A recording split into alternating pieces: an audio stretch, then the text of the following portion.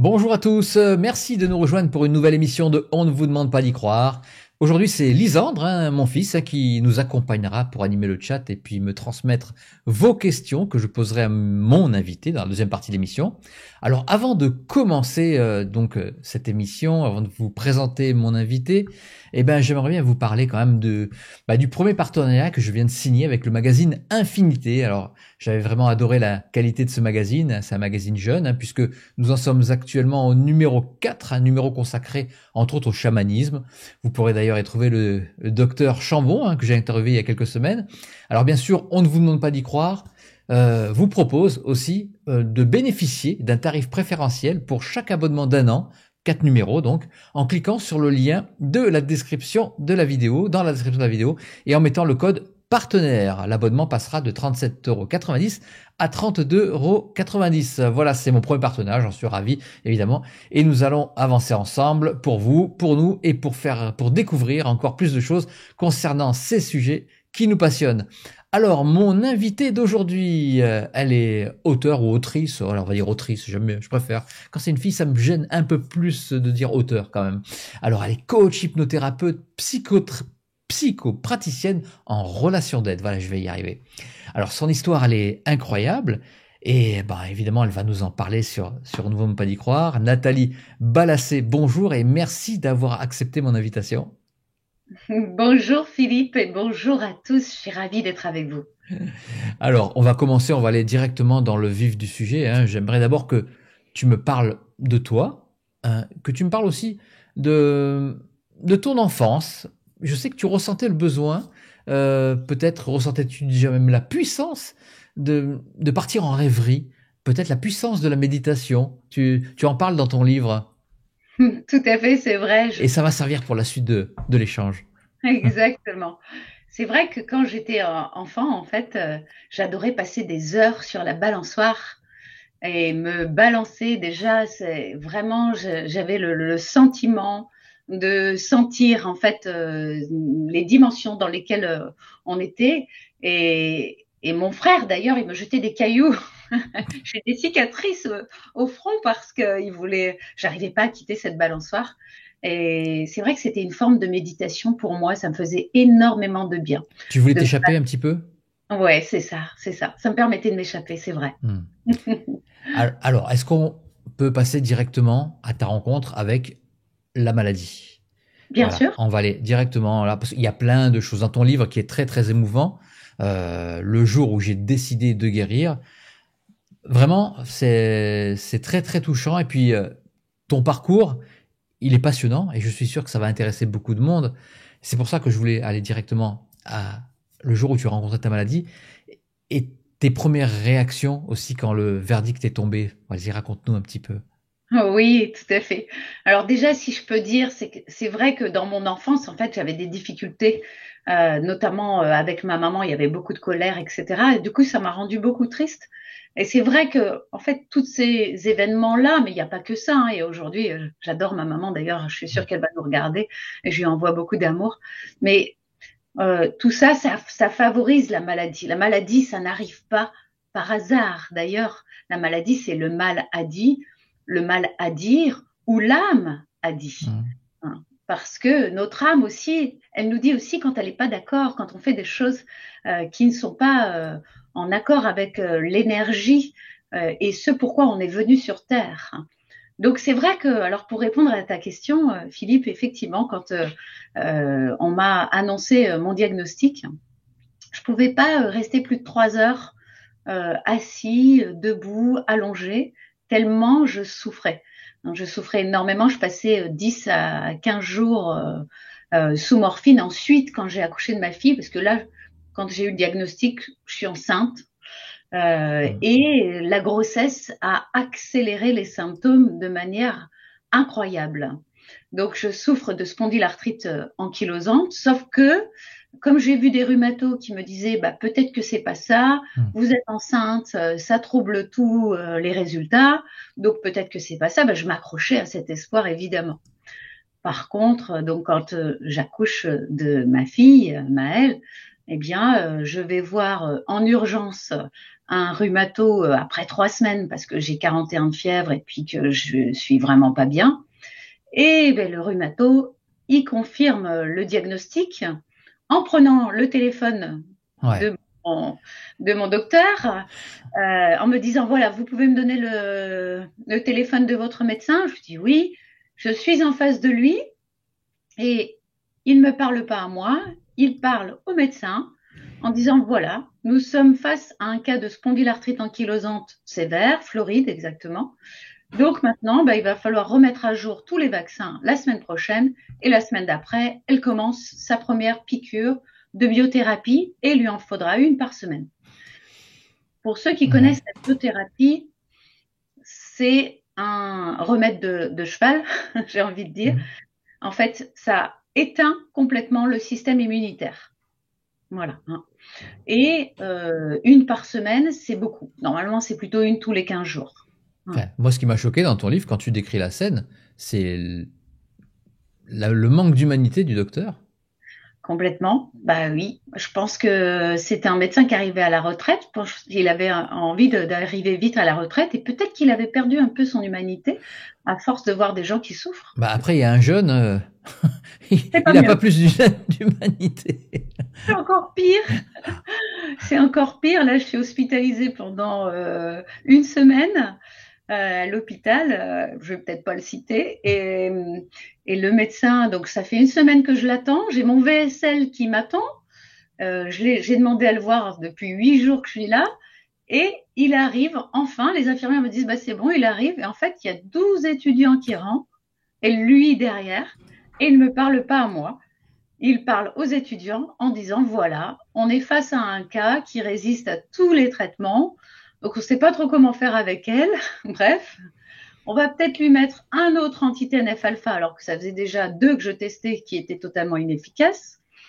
Et en plus, quand je lui demande s'il a regardé mon scanner des sinus que j'ai demandé à faire, parce que j'ai eu aucun suivi, c'est moi qui ai demandé des examens, il me dit qu'il ne l'a pas vu. Alors que j'ai une grosse infection dans les sinus. Et évidemment, quand on prend un traitement où ça enlève tout le système immunitaire, il ne faut surtout pas continuer la biothérapie, les anti-TNF-alpha, parce que sinon, ça risque d'aggraver l'infection. Alors, et puis un jour, tu t'es dit, puisque personne ne peut me guérir, eh ben, je vais le faire moi-même.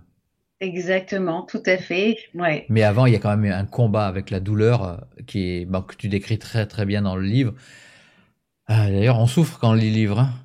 Ah oui. Ah là là. Oui. Oui. J'ai des personnes qui souffrent de spondylarthrite ankylosante qui me disent, je me reconnais dans les douleurs que vous décrivez très bien.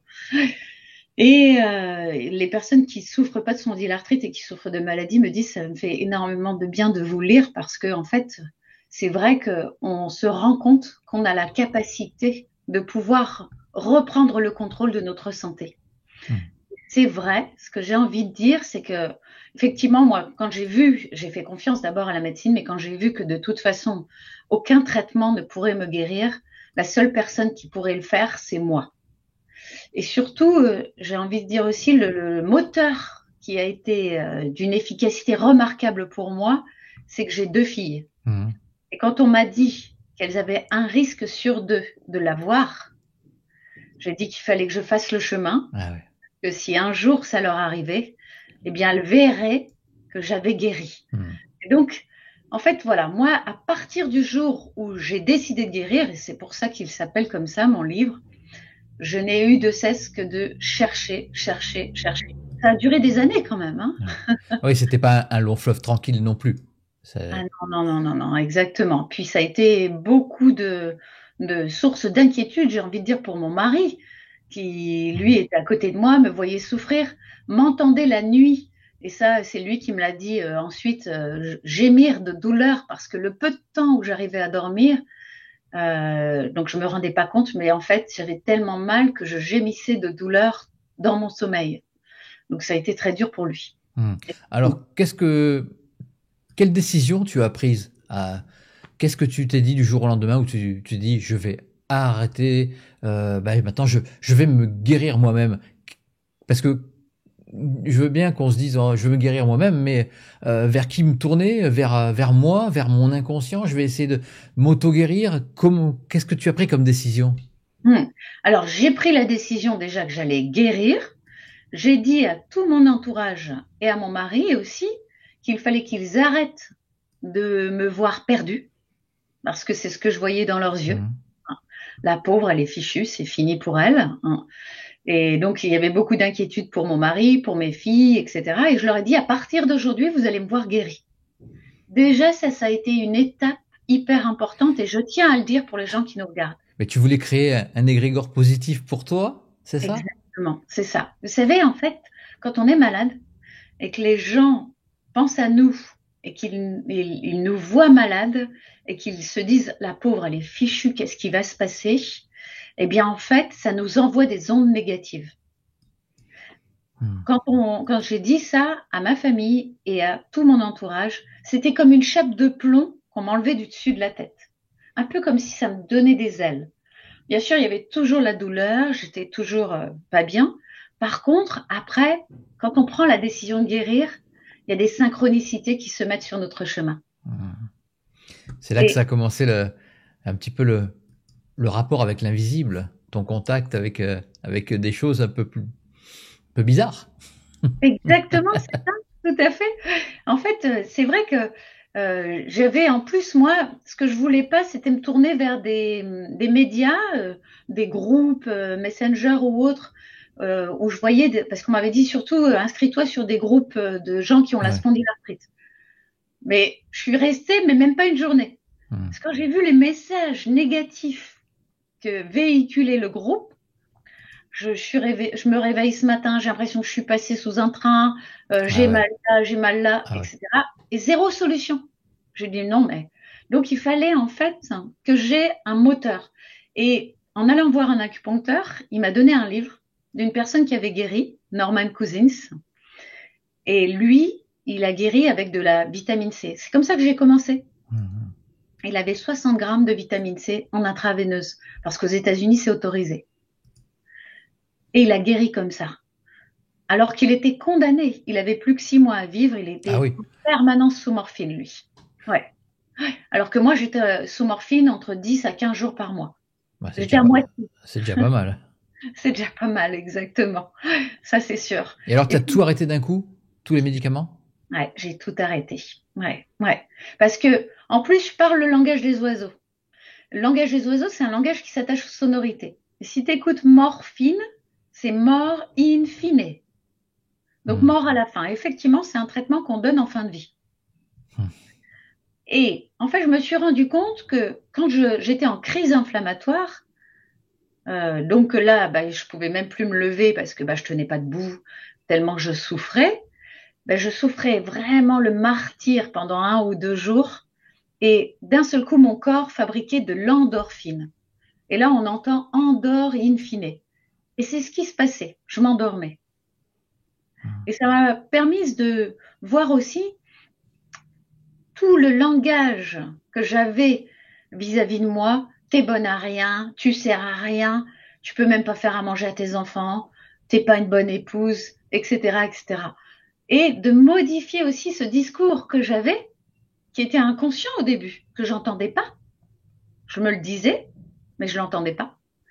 Et puis après, tout ça, en fait, ça a fait, j'ai nettoyé mes intestins, j'ai fait des tas de choses, je suis allée voir des guérisseurs, j'ai travaillé sur le nerf vague, j'ai travaillé sur des tas de choses, j'ai pris des huiles essentielles, j'ai fait plein de choses pour guérir et j'y suis arrivée et j'en parlais encore avec mon mari ce matin et je lui disais, oh, tu te rends compte, ça fait combien de temps maintenant que je me suis pas assise dans mon lit et c'est merveilleux, mais encore aujourd'hui, je suis remplie de gratitude pour ce parcours. Et tu diras même plus tard que cette maladie t'a été bénéfique, mais en quoi?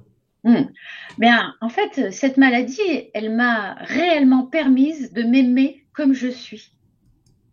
D'arrêter, toutes ces... En fait, je me faisais mal en permanence sans m'en rendre compte, avec un discours, un langage que j'avais entendu pendant mon enfance et qui était ancré en moi, et qui tournait là comme un disque sans que je m'en rende compte. Et les mots, et j'en parle d'ailleurs dans mon livre aussi, je parle de Masaru Emoto, qui a travaillé sur la Mémoire de mémoire l'eau. de l'eau. Mhm. Bah oui, en fait, quand on met de l'eau avec un message, par exemple amour, bah, on va avoir un magnifique cristal qui va se créer. Alors que si on le met avec un mot méchant, par exemple, bah, on va avoir l'eau, elle va être complètement enfin, Oui, ça va pas être harmonieux, quoi. c'est pas harmonieux. Voilà, Mhm. merci. Ouais. Et bien, en fait, moi, je me rendais pas compte, mais à me dire que j'étais nulle, que j'étais bonne à rien, que j'étais moche, que j'étais inutile, que voilà. Eh bien, en fait, je me donnais des coups et j'ai créé cette maladie.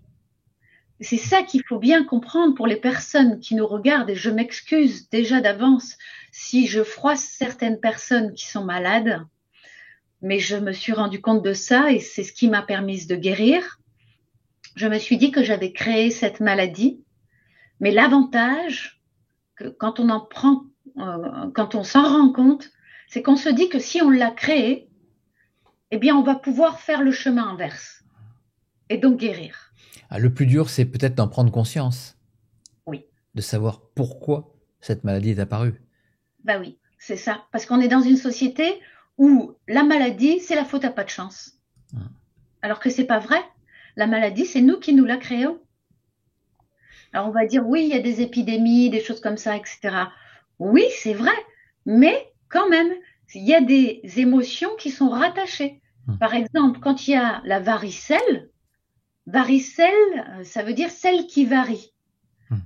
Et souvent, il y a des épidémies, par exemple, de varicelle chez les enfants en maternelle, quand il y a une maîtresse qui change, par exemple.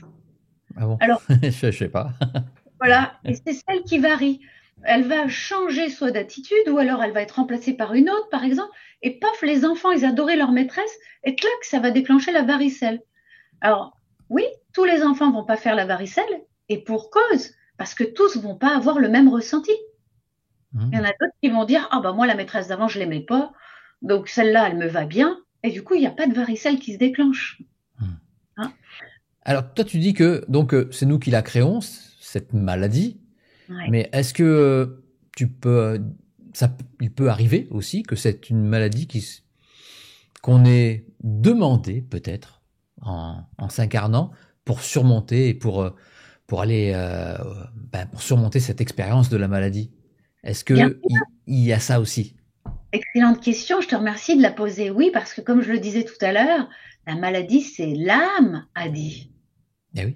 Effectivement, on peut avoir choisi dans notre chemin de vie la maladie pour faire grandir notre âme, pour acquérir des compétences que l'on n'a pas, activer des ressources qui étaient endormies chez nous. Donc effectivement, c'est tout à fait possible. Mhm. Alors, toi, tu as aussi consulté une certaine Elisabeth aussi. Oui. Je pense qu'elle t'a beaucoup apporté, puisque tu fais un petit peu la même chose maintenant. Exactement, Elisabeth, ça a été une rencontre de cœur. Aujourd'hui, c'est ma maman spirituelle, j'ai envie de dire, hein. Et d'ailleurs, je lui rends honneur. Je ne sais pas si elle regardera cette vidéo parce que elle ne regarde pas beaucoup les réseaux. Mais en tous les cas, Elisabeth, oui, ça a été le déclencheur. Elle m'a fait prendre conscience à quel point je me détruisais parce que j'avais des émotions qui étaient restées coincées. J'étais coincée dans le passé avec toutes ces émotions. La petite fille intérieure chez moi pleurait et se détruisait. Et donc, il a fallu la réparer au travers d'une thérapie. Et donc, j'ai commencé à comprendre plein de choses avec Elisabeth. Et c'est vrai que quand je me suis installée, bah, j'ai continué à explorer ce que j'avais débuté avec Elisabeth. Tout Hmm. à fait. Alors, va falloir que tu nous en parles un petit peu. C'est quoi ta pratique de psychopraticienne en relation d'aide? Oui. Explique-nous un petit peu tout ça. D'accord, d'accord. Alors, en fait, pendant 12 ans, effectivement, j'ai été psychopraticienne en relation d'aide. Aujourd'hui, je forme des praticiens, donc c'est plus ce que je fais, mais pour autant, je le fais toujours parce que ben, j'ai des thérapeutes qui viennent se former, je les fais pratiquer, et donc je pratique aussi avec eux, et donc je les aide à se libérer. Alors déjà, ce qu'il faut comprendre, c'est que c'est pas un événement qui est problématique, c'est la manière dont on le vit. C'est l'émotion que va générer l'événement qui pose problème, et pas l'événement. D'accord. Autrement dit, si je prends un exemple d'un crash d'avion avec des survivants, il y a des survivants qui vont dire pourquoi moi je suis mort et que d'autres, pourquoi moi je suis vivant par contre et d'autres sont morts. Et donc il y a un sentiment de culpabilité d'être en vie qui va se créer chez cette personne et qui va commencer à insidieusement lui faire du mal et peut-être même à créer des symptômes et peut-être une maladie. Alors qu'il y a un autre survivant qui peut se dire waouh, moi je suis en vie, merci beaucoup, je profite de la vie à fond. Tu vois? Et là, l'événement, il n'aura pas d'impact sur lui. Au contraire, il aura un impact hyper bénéfique. Tu vois? Ah, complètement. Voilà, l'événement, c'est pas le problème. Quand on dit je suis malheureux à cause de mes parents, ce n'est pas vrai. Et je suis la première bien placée pour ça. C'est la manière dont on a ressenti les choses, dont on a vécu les choses. Oui, c'est vrai, il y a des choses peut-être qui n'auraient pas dû se faire.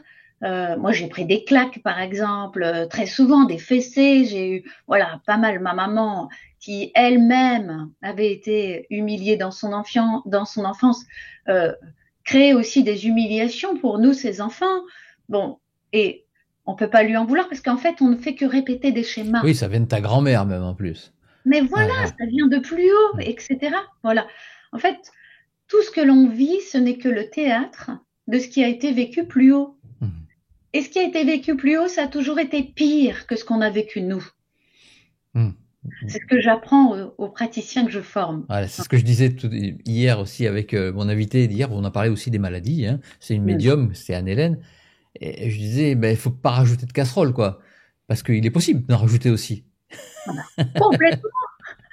Tout à fait, tout à fait. Et ça peut être très, très problématique. Je peux te citer un exemple d'une personne qui était venue me voir et qui me dit, moi, j'ai été violée par mon voisin quand j'avais 6 ans.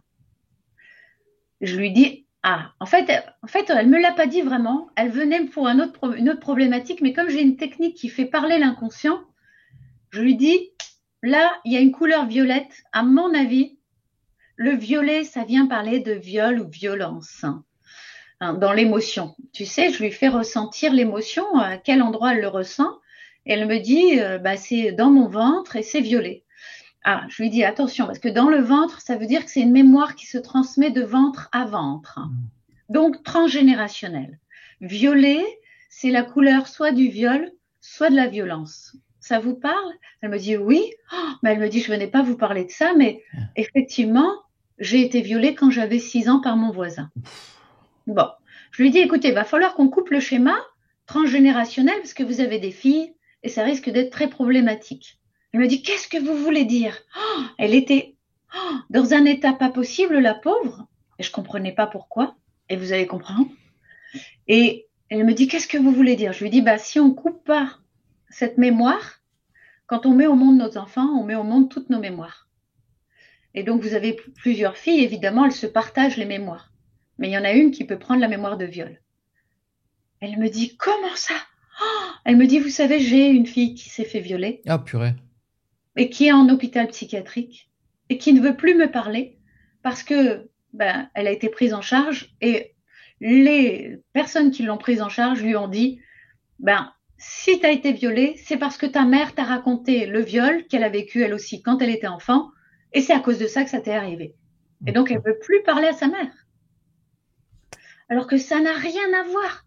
Elle n'a fait que rejouer, entre guillemets, parce que c'est un drôle de jeu, on va dire, hein. Mais le schéma de ce qui s'est vécu plus haut.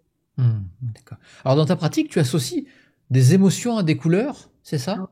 C'est ça. En fait, dans ma pratique, qui s'appelle TENMI, technique d'effacement définitif des mémoires émotionnelles inconscientes, comme je l'ai dit, c'est l'émotion qui est le problème et pas l'événement. Donc, c'est ça qu'il faut aller rechercher pour pouvoir libérer complètement soit la lignée, soit la personne. Et en fait, on va parler 4 langages. Le langage des oiseaux, qui s'attache aux sonorités, comme on l'a vu pour la maladie, par exemple. le langage des couleurs, le langage des formes et aussi le langage du corps, en fait. Hein. Voilà. Comme je l'ai dit, là, c'était dans le ventre, et ben on sait que c'est une mémoire qui se transmet de ventre à ventre. Voilà. Hein. Ouais. Et qui a mis cette méthode au point? Qui a associé telle couleur à telle émotion? Ouais. Comment ça c'est pas apparu de nulle part quand même? Non, on est d'accord. Ben en fait, moi déjà avec Elisabeth, elle m'avait montré quelques petites couleurs, etc. en travaillant sur moi. Et je me suis dit, ça marche vachement bien. Et moi, après, en fait, j'ai travaillé pendant 12 ans au contact des gens. Je recevais 1000 personnes par an. J'avais 4 à 5 mois d'attente C'est pour un... énorme. Ouais. Mais vraiment, c'était... Voilà, les gens qui m'appelaient, je leur disais, je suis désolée, j'ai pas de place avant 4 ou 5 mois. Je regardais sur l'agenda.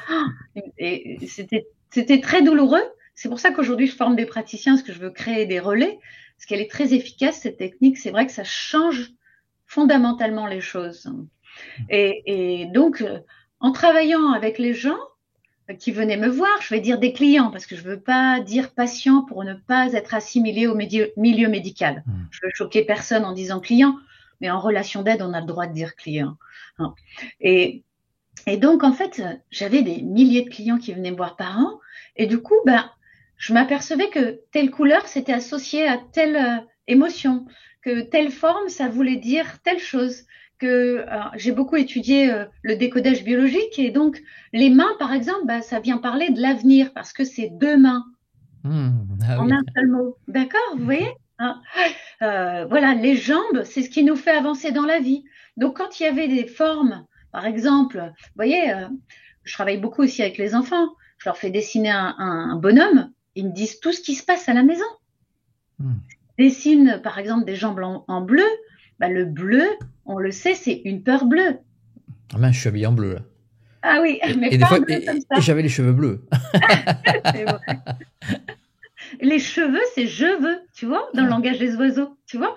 Donc en fait, et ça c'est le langage de l'inconscient aussi, tu vois. Donc en fait, il vient nous dire par les mots, il vient nous transcrire l'histoire de la personne. Et c'est assez impressionnant parce qu'on peut aller soit sur une mémoire de vie, ce qui s'est passé chez nous depuis la naissance et même pendant la naissance, soit sur une mémoire intra-utérine quand j'étais dans le ventre de maman, soit sur une mémoire transgénérationnelle, donc ce qui s'est passé chez mes ancêtres, ou sur une mémoire d'une autre vie aussi. D'accord. Et on y va directement. Alors, parfois, dans ton cabinet, il se passe parfois des choses surprenantes, évidemment en relation avec l'invisible. Est-ce que tu peux nous raconter des anecdotes quand même? Parce que quand même, tu as quand même des perceptions aussi, toi. Tu vois des choses quand même que tout le monde ne voit pas. C'est vrai. Alors, ce que j'ai envie de dire, c'est que je pense qu'on a tous ces perceptions, mais que plus on met de la lumière là où il y a de l'ombre chez nous, et plus on s'élève en vibration. Et en fait, moi, j'avais beaucoup travaillé sur moi avec Elisabeth avant de me mettre à mon compte. Et puis aussi, à un moment donné où j'avais plus, ou presque plus de crise inflammatoire, j'ai décidé de m'installer parce que je recevais avant de m'installer, mais sans être déclarée, désolée. Voilà. On coupera. C'est pas grave. Et puis, mais j'aidais les gens et puis de toute façon, voilà, ils me donnaient ce qu'ils voulaient. Alors, mais c'est comme ça que quand je me suis installée, j'avais déjà beaucoup de clientèle qui venait de part et d'autre parce que quand vous aidez une personne et que ça a transformé sa vie, forcément, elle en parle autour d'elle. Évidemment. Oui. Quand vous avez un enfant qui vient pour énurésie tardive, donc pipi au lit la nuit à un âge où ça ne devrait plus se faire, et qu'en une séance c'est réglé, forcément que les autres mamans elles en parlent à la sortie de l'école. Et oui. Surtout que c'est un truc qui normalement qui se crée pas sur les toits, donc. Exactement, oui, tout à fait. Eh bien, en fait, si tu veux que je te parle j'ai envie de te raconter l'histoire de. Je vais transformer son prénom si tu veux bien. Oui, bien sûr. Voilà, je vais dire Sandrine, d'accord? Elle vient me consulter parce que ça fait 15 ans qu'elle a des diarrhées entre 15 et 16 fois par jour. Ah ouais, non, purée.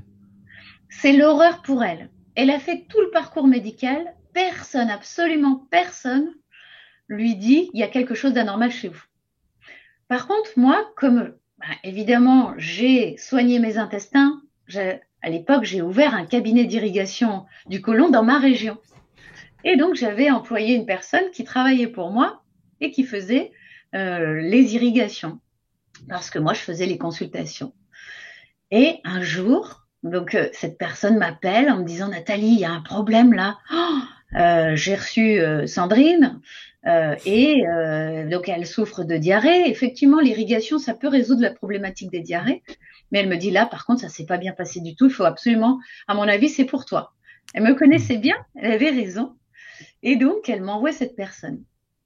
Et elle me dit, est-ce que je pourrais venir parce qu'elle est d'accord et j'ai tellement envie de te voir, de voir quand il se passe voilà, des choses différentes de ce qu'on sait faire, parce que je l'avais formée à plein de pratiques déjà.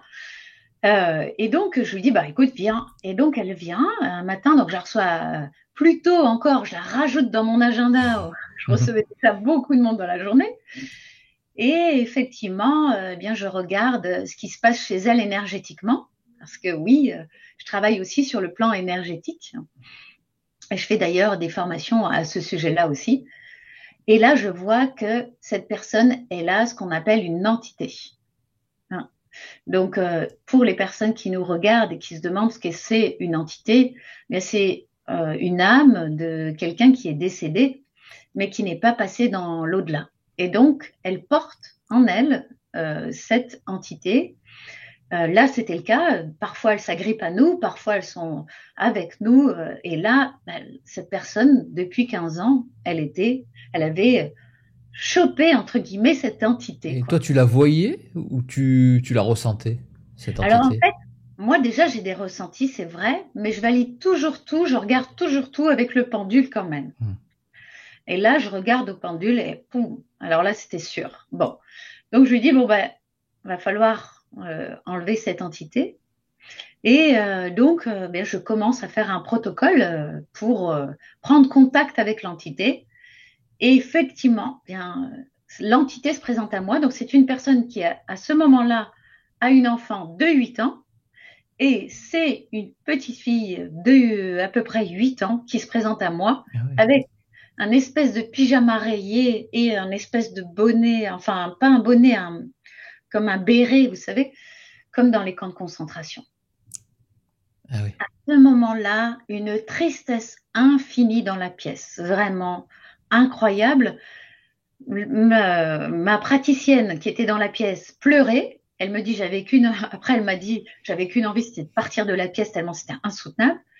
La personne, Sandrine, sur la table de consultation, elle pleurait toutes les larmes de son corps et moi j'avais peine à retenir mes larmes alors que j'ai un point d'honneur à ne pas pleurer pour accompagner les personnes, mais on sentait une telle tristesse. Et en communiquant avec l'âme de cet enfant, elle me dit qu'elle est décédée de dysenterie. Ouais. Je lui demande pourquoi elle est là, accrochée à Sandrine, et elle me dit, je cherche ma maman. Oh là là. Voilà. Donc après, eh bien, avec mes guides et avec les êtres de lumière avec lesquels je travaille, on a ouvert. Elle est passée de l'autre côté, rejoindre sa maman. On a bien eu confirmation. Et surtout, parce que tu sais, moi au début, quand j'ai commencé à faire des choses comme ça, je suis rentrée, j'ai dit à mon mari, je crois que je deviens folle parce que je fais passer des entités. Ça me semble tellement bizarre. Je suis quelqu'un d'assez cartésienne en fait, tu vois. Et il m'a dit non, t'es passé à un niveau supérieur, c'est tout. Alors qu'il est très terre à terre, mon mari. Et ça s'est développé à quel moment, ces facultés de ressenti, peut-être de clairaudience, puisque tu es en contact aussi avec des anges, les êtres de lumière. Tu les entends? Oui. D'ailleurs. Donc, oui. Ça s'est passé à quel moment? Est-ce que c'est après avoir guéri de ta maladie? Est-ce que c'est pendant justement ce chemin de croix, entre guillemets, pour arriver jusqu'à la guérison? Oui, alors tout d'abord, je donne des nouvelles de Sandrine. plus jamais elle a eu de diarrhée en sortant de mon cabinet. Ah ouais. Voilà, juste pour finir Ah cette bah oui, histoire. oui, bah ça finit bien. Oui, exactement. Et je l'ai recroisée dernièrement, alors qu'elle a déménagé à des kilomètres. Incroyable. Je vais faire des courses, je me retourne, elle est là. Ah, J'ai pu lui demander si c'était toujours le cas, elle m'a dit oui. Voilà, donc je voulais quand même le signaler. hum. Et donc oui, tu as raison. À quel moment c'est arrivé? Eh bien, écoute, j'ai pas de moment précis exactement, parce que je pense maintenant avec le recul que quand j'étais assise dans mon lit, que j'avais tellement mal et que je souffrais, je m'évadais comme je pouvais le faire sur ma balançoire quand Mhm. j'étais enfant, Ouais. et j'allais contacter d'autres mondes. Et à ce moment-là, on me disait, il faut que tu ailles, il faut que tu fasses ça. Par exemple, tu vois, pour la vitamine, il faut que tu nettoies tes intestins. Il faut que tu vois, hein, Comme une petite voix, mais là tu allais directement les voir, peut-être. c'est ça, exactement, c'est ça, oui. Et après, souvent, je disais aux gens qui venaient me consulter, parce que moi, je voulais pas dire j'entends mes guides. Je voulais pas qu'on me prenne pour une délurée, tu vois. J'avais trop peur de ça. Et du coup, maintenant, j'assume totalement et puis je m'en fiche si on pense ça de moi. Ah bah de toute façon c'est trop tard maintenant. C'est trop tard, exactement. Mais ça m'est égal. Et en fait, quand je captais des choses, tu vois, je dis souvent maintenant qu'en fait, quand on fait une séance d'admis, la technique de libération émotionnelle, quand on fait une séance, on se branche sur l'âme de la personne. Hein. C'est comme ça que quand je forme mes praticiens, c'est ce que je leur dis. Et c'est vrai que moi, au départ, j'avais des mots qui venaient, des phrases, parfois même avant que la personne arrive. Ouais. Et je le mettais de côté en me disant, c'est quoi ce truc-là? Je sais pas ce que c'est. Et quand la personne, elle commençait à donner sa problématique, et d'un seul coup, paf, la phrase revenait, je me disais, Ouais. ah, bah, c'est pour ça que j'ai entendu ça. Mais je savais pas pourquoi, tu vois? Et je me disais, mais d'où ça vient ce truc-là? Eh bien, en fait, c'est les guides. En fait, on est tous guidés. Parfois, il y a des gens qui disent, je souffre de solitude. C'est une grave erreur parce qu'en fait, on n'est jamais seul. On est extrêmement accompagné. Ah mais tout le monde ne les voit pas, il les entend pas, il les ressent pas. C'est vrai, pourtant tout le monde pourrait le faire. Et est-ce que tu es plus attentive maintenant à tout ce qui est petite voix bon, tu l'as été depuis le début, évidemment, mais en fait, là, tout ce qui t'arrive maintenant, ça te confirme toutes tes perceptions. En fait, tu es pas folle. C'est ça, exactement. Oui, je suis davantage attentive aux synchronicités qui se trouvent sur mon chemin sans cesse. Je suis davantage attentive aux autres aussi. Je suis davantage attentive au moment présent parce que plus on est dans le moment présent, plus on est centré sur l'autre et pas sur nos peurs, sur nos souffrances, sur nous, plus on est centré sur l'autre et plus en fait on va capter de choses. Hmm. Hein. Alors moi, j'ai envie de te poser une petite question juste avant de passer aux questions des internautes. Mm. C'est quel message d'espoir, hein, attention, hein, tu pourrais donner à toutes ces familles, à toutes ces personnes qui sont touchées par ce qu'on peut appeler une expérience, la maladie? La maladie, tout à fait.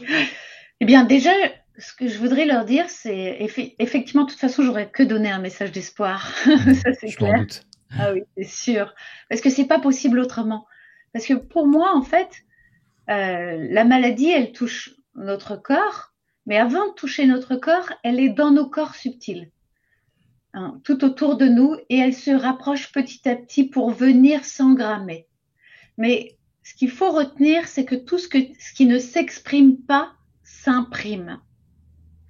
Et je vais dire peut-être dans 95% des maladies, c'est une émotion qui s'est exprimée puisque notre corps n'a pas de mots MOTS pour parler, il utilise des mots MAUX.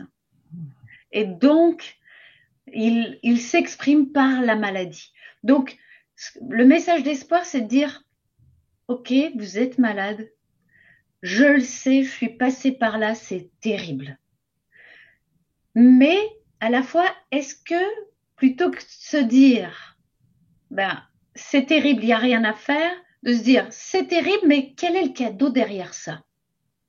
Qu'est-ce que je vais découvrir que je ne sais pas jusqu'à présent? Qu'est-ce qui m'a rendu malade? Et en découvrant l'émotion qui s'est biologisée, en découvrant finalement ce qui, comme moi, tu vois, j'ai travaillé aussi sur une mémoire transgénérationnelle. Ma grand-mère a été violée. Et effectivement, c'est la réponse parfaite du corps, le fauteuil roulant. Quelqu'un qui est en fauteuil roulant, évidemment, c'est pas quelqu'un qui est sujette à être violé, beaucoup moins en tous les cas. Hein. Voilà, faut vraiment être détraqué complètement. Voilà, tu vois. Il y en a. Il y en a quand même, malheureusement, je sais. Mais en tous les cas, mon corps, lui, c'était sa réponse parfaite. Tu vois.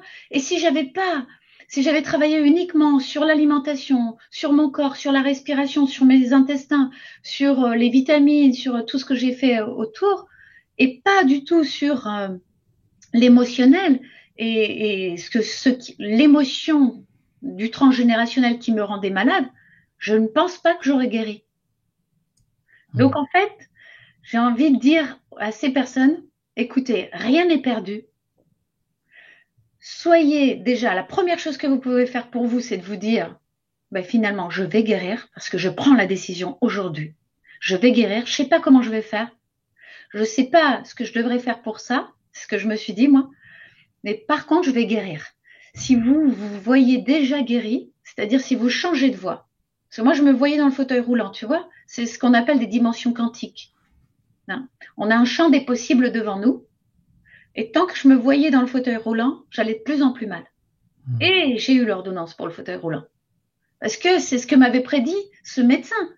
Et ouais. Que j'ai, voilà, il m'a dit que je marcherais plus fin d'année. Ben, on est en novembre, j'ai l'ordonnance pour le fauteuil roulant. Hein. Le jour où j'ai décidé de guérir, cette nuit-là, j'ai changé de dimension quantique. Et à partir de ce jour-là, j'ai marché sur ce chemin sans cesse, même quand les douleurs revenaient, même quand les crises inflammatoires revenaient, je me voyais guérie. Donc, vous pouvez déjà faire ça pour vous. Et après, écoutez les synchronicités, écoutez tout ce qui se met sur votre chemin et ne vous découragez pas. On peut le faire aussi d'une façon plus classique, en allant voir un médecin et quand même en se disant qu'on va guérir. Oui, un vrai médecin. Mais bien sûr, mais en fait, il faut rejeter aucune médecine parce qu'elles sont toutes complémentaires. Donc, la médecine officielle, elle a des travers, mais elle a du bon. Et il ne faut pas tout jeter. Donc, oui, bien sûr, il faut tout étudier. Par contre, il n'y en a pas une seule qui vous donnera la solution parfaite. À mon avis, elles sont toutes intriquées les unes dans les autres et il faut toutes les utiliser.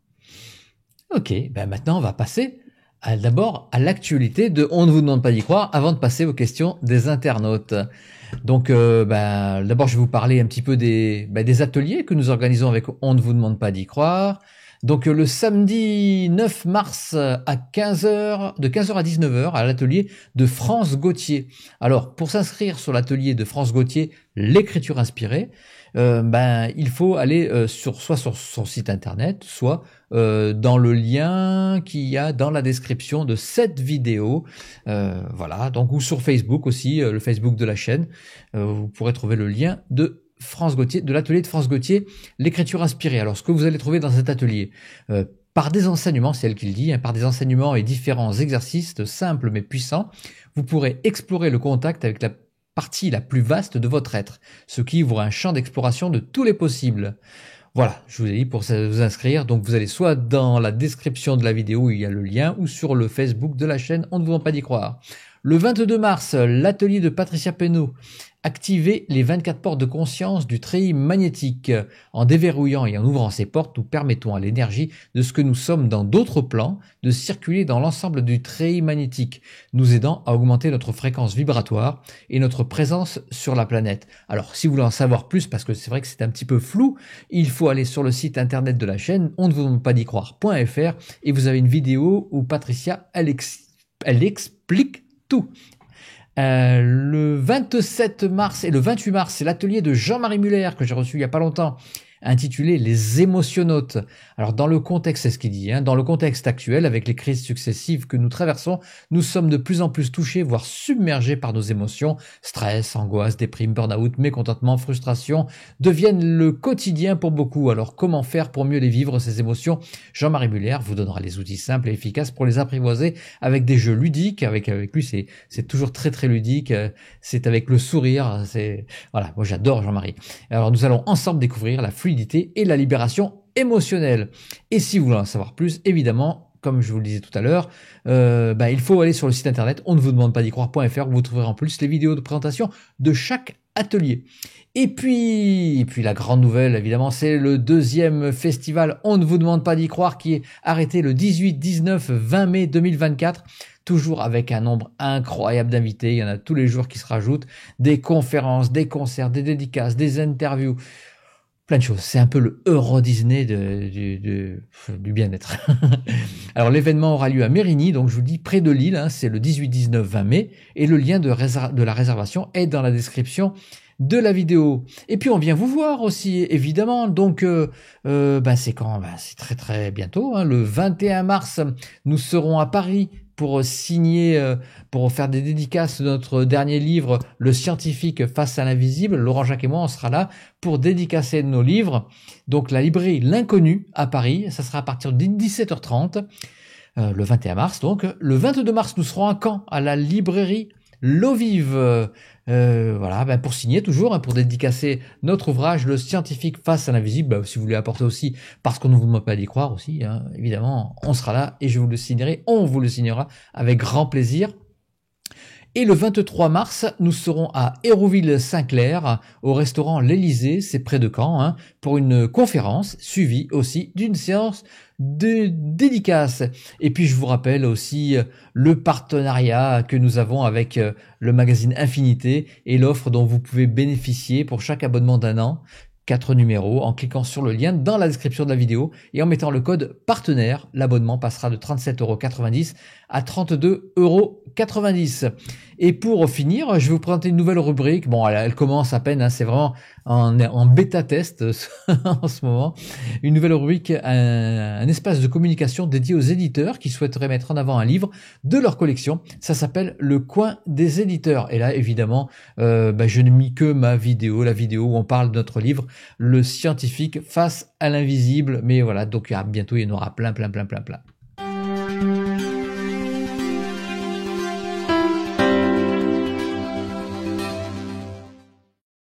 Bonjour, ce message pour vous présenter en avant-première notre nouvel ouvrage, Le scientifique face à l'invisible. Laurent Jacques, est-ce que tu peux nous en dire un mot? Oui, et j'arrête là. Non, c'est une enquête. C'est une enquête, je dirais, scientifique et sensible sur l'origine de la vie, l'univers, l'ouverture de notre espace-temps, les relations avec les autres espaces-temps. Voilà. Alors, tu dis ça, mais il y a autre chose. C'est quand même un chemin.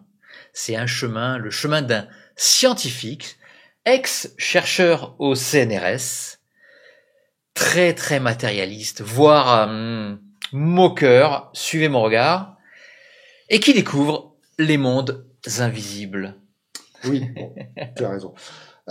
Je dirais un scientifique qui tend des passerelles entre la science et les mondes invisibles.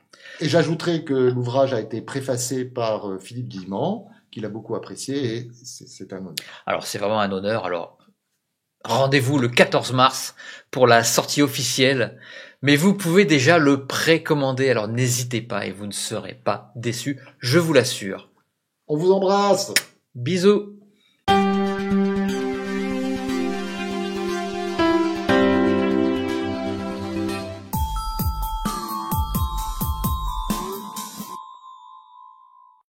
Alors la lymphe, c'est un liquide. D'ailleurs, on peut le voir quand on se blesse, par exemple. On voit quand les enfants tombent par terre et qui se sont égratignés les genoux, on voit un liquide transparent qui peut couler à la place du sang. Hein. Eh bien, c'est la lymphe. Hein. Voilà. Et donc, j'imagine que Françoise nous parle de l'inflammation peut-être de la lymphe. Voilà. Hein. Donc, voilà. Alors, moi, j'ai pas eu de l'inflammation de la lymphe. Moi, j'avais de l'inflammation dans les os. Voilà, hein, tous les os de mon corps étaient enflammés. Alors moi, je ne fais plus de consultation. Merci pour cette question. Par contre, j'ai formé des praticiens et on les retrouve sur mon site internet nataliebalas.com. Donc on a l'annuaire des thérapeutes que je forme. Alors, je pense réellement qu'il faut commencer par un travail sur soi. Quand on dit travail sur soi, on n'a pas envie de le faire tout de suite parce que le mot travail, ça rebute tout le monde. Mais voilà, j'ai envie de dire qu'il faut aller rechercher toutes les dimensions quantiques là où on souffre encore. Alors, ça représente peut-être un gros travail, mais disons, par exemple, si on se met en colère tous les jours, qu'on rentre dans une colère qui est complètement incontrôlable, ben ça, il faut le prendre en charge. Parce que c'est ce que j'ai appelé tout à l'heure, mettre de la lumière dans nos zones d'ombre. Moi-même, j'étais quelqu'un de très colérique. Oui, exactement, c'est ça. Et c'est pour ça que c'est important d'avoir quelqu'un de neutre en face, parce que travailler sur soi, c'est quasiment impossible seul, parce que c'est inconscient, donc inconnu. Ce n'est pas à notre conscience. Donc c'est là enfoui en nous et on ne sait pas pourquoi. On ne sait pas pourquoi on agit comme ça. D'ailleurs, très souvent, on dit, bah, j'ai pas pu me contenir, j'y arrive pas. Voilà. Ben, c'est parce que c'est une mémoire qui est en train de parler. Alors, en fait, c'est pendant mon travail. Alors, avant la maladie, j'ai commencé à travailler sur moi parce que j'ai commencé à travailler avec Elisabeth parce que je m'étais séparée de mon mari, qui est le père de mes enfants et avec qui je suis aujourd'hui. Donc, c'est comme ça que j'ai commencé à travailler et c'est là que je me suis rendu compte à quel point je ne m'aimais pas. En fait, moi, même, je pensais, j'élaborais des plans pour me suicider quand j'étais adolescent. Outre cette nouvelle façon de penser, que devons-nous faire? Magnétisme, méditation, et comment couper cette mémoire transgénérationnelle et à qui s'adresser? C'est une question de Françoise. D'accord, Françoise. Bien. Déjà, ce que j'ai envie de dire, c'est il n'y a pas de bonne méthode. Il y a plein de méthodes qui conviennent à certaines personnes et pas à d'autres. C'est pas parce que moi je forme à des techniques que j'ai créées et que j'ai déposées que je vais dire que c'est les miennes les meilleures. C'est pas vrai. Il y a des techniques qui vont être adaptées. Françoise, si vous aimez par exemple la méditation, bah, effectivement, ça peut vous aider de suivre des méditations guidées qui vont vous aider. Par contre, pour couper une mémoire transgénérationnelle, il n'y a qu'une seule chose à faire. Et ça, il n'y a pas 36 méthodes qui le font. Il faut vraiment aller rechercher le ressenti par rapport à l'événement qui a été vécu par nos ancêtres. Et tant qu'on ne le ramène pas ici, dans l'instant présent, il va s'exercer sur nous. Parce que c'est un égrégore énergétique. Donc ça, il faut le couper. Et c'est ce qu'on fait avec la méthode Tenmi, par exemple. D'accord. On continue avec... alors attendez, il faut que je passe avec Françoise. Pouvez-vous nous donner le nom de cette fameuse Elisabeth? Oui, elle s'appelle Elisabeth Ledugne, mais elle ne consulte plus aujourd'hui. Elle est à la retraite. D'accord. On continue avec Sylvie. Sylvie, alors, question. Votre méthode d'approche est-elle efficace contre les angoisses? Et est-ce que le travail sur soi effectué permet à nos enfants de se sentir mieux ou libérés à ce niveau-là? Alors là, c'est une super question. Merci de l'avoir posée. Tout à fait. Je vais répondre par l'affirmative parce que, en fait, il faut voir le disque dur inconscient comme un disque qui tourne en permanence chez nous, comme le disque dur d'un ordinateur. Là, il y a des programmes dans notre ordinateur, on ne les connaît pas. Eh bien, chez nous, c'est pareil. Il y a des programmes, on ne sait même pas qu'ils sont là. Par exemple, si il y a un conflit qui redescend entre les mères et les filles, d'accord? Eh bien, moi, j'ai reçu, par exemple, des personnes qui me disaient, j'ai ma fille qui vient pour que je la prenne dans les bras, elle met ses bras autour de moi, j'ai qu'une envie, c'est de la repousser. Ça me rend malheureux. Ça me rend malheureuse, c'est insupportable pour moi. En travaillant et en coupant cette mémoire, on la coupe automatiquement pour elle, mais aussi pour l'enfant. C'est ce dont je parlais tout à l'heure pour la mémoire de viol, par exemple, pour la personne dont je disais qu'elle avait été violée à 6 ans. Eh bien, il faut couper la mémoire transgénérationnelle pour qu'elle ne s'exerce plus sur les générations suivantes. Quand on l'efface du disque dur inconscient chez nous, on l'efface automatiquement chez nos enfants. parce que nos enfants sont en Wi-Fi sur nous. Et de faire ce travail sur des enfants, justement, est-ce que ça permettrait justement d'éviter que toutes ces casseroles remontent à la surface à un moment ou à un autre? Bien sûr, exactement. Ah, mais le travail avec les enfants, c'est fabuleux, fabuleux, parce que ils nous disent ce qui dysfonctionne. Donc parfois c'est dans leur vécu, parfois ça a été dans le ventre de maman, parfois c'est les ancêtres. Et quand on coupe avec ça, en fait ça se reproduit plus. Parce qu'en fait une mémoire, tant qu'elle n'est pas coupée, enfin tant que l'émotion n'a pas été vécue, parce que en fait il y a beaucoup de pleurs pendant une séance parce qu'il faut libérer l'émotion, souvent. Eh bien tant que l'émotion n'est pas libérée, elle s'exerce. Et comme nous sommes énergie et que l'univers est énergie, eh bien la situation qui nous met dans cette problématique revient sans cesse. Par contre, quand on coupe l'émotion, la situation ne revient plus. Ok, on continue avec Eukino. Comment trouver les nouveaux thérapeutes que tu formes? Sur mon site internet nataliebalas.com dans l'annuaire des thérapeutes. Ah, d'accord. Eh ben écoute, c'était la dernière question. Merci beaucoup Nathalie. Et puis bravo pour ton livre qui est plein d'émotions. On souffre avec toi dans le livre, vraiment. Et merci. Que ça redonne de l'espoir aussi. Ah ben oui, évidemment. Et merci. Je voulais te dire, merci de partager cette histoire parce que ça redonne beaucoup d'espoir, surtout à toutes ces personnes qui vivent, que ce soit la famille ou que ce soit les personnes qui vivent vraiment cette épreuve qu'est la maladie, quoi. C'est vrai. Alors je remercie aussi toute mon équipe. Merci Christelle qui a pas pu être là aujourd'hui. Merci évidemment à Cyril, à Laurent Jacques, Mathis, Alicia, mon fils Lisandre qui a assuré de main de maître la modération, Laetitia. Et si vous voulez soutenir la chaîne, il y a un lien PayPal dans la description de la vidéo. N'oubliez pas que c'est en grande partie grâce à vous que l'émission est toujours au rendez-vous. Vraiment, là, je suis très très sincère là-dessus. Ça fait beaucoup de bien. N'oubliez pas non plus de vous abonner pour ne rien manquer. Vous étiez 112 529 abonnés à me motiver. Alors regardez, je vais vous faire 112 529 bisous. Voilà, puissance, voilà, etc., etc.